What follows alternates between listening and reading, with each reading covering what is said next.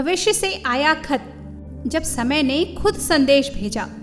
अगर तुम्हें अपने भविष्य का एक खत मिले जिसमें लिखा हो कि तुमसे एक बहुत बड़ी गलती होने वाली है, तो क्या तुम उसे बदलने की कोशिश करोगे? ये कहानी है कवि की, जिसे एक दिन भविष्य से एक खत मिला और उसकी पूरी जिंदगी बदल गई। जब रहस्यमयी खत आया, उस शाम कवि अपने कमरे में बैठा था जब दरवाजे के नीचे से एक चिट्ठी अंदर सरक कर आई। उसने चिट्ठी उठाई, लेकिन ये कोई आम चिट्ठी नहीं थी। भविष्य से आया हुआ संदेश था। कवि की सांसें तेज हो गईं। भविष्य से? ये मजाक है या सच? जब उसने भविष्य की चेतावनी पढ़ी तो उसके हाथ कांप रहे थे। उसने कांपते हाथों से चिट्ठी खोली और उसमें लिखा था, कवि, 3 दिन बाद तुम्हारी जिंदगी की सबसे बड़ी गलती होने वाली है। अगर तुमने इसे नहीं रोका तो तुम्हारी पूरी जिंदगी बर्बाद हो जाएगी।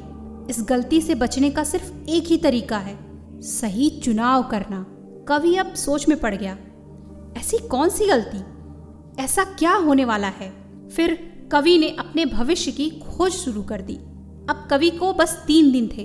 पहले दिन उसने सोचा शायद यह उसके करियर से जुड़ा हुआ है। दूसरे दिन उसने सोचा शायद यह उसके रिश्तों से जुड़ा हुआ है।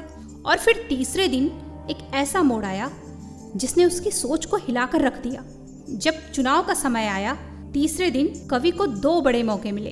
एक कंपनी में उसे विदेश में शानदार नौकरी दी। उसी दिन उसकी बहन को एक खतरनाक बीमारी के बारे में पता चला और उसे कवि की जरूरत थी। अब कवि के पास 2 रास्ते थे। पहला, नौकरी स्वीकार करे और अपने सपनों को पूरे करे, और दूसरा, अपनी बहन के साथ रहे और उसे संभाले।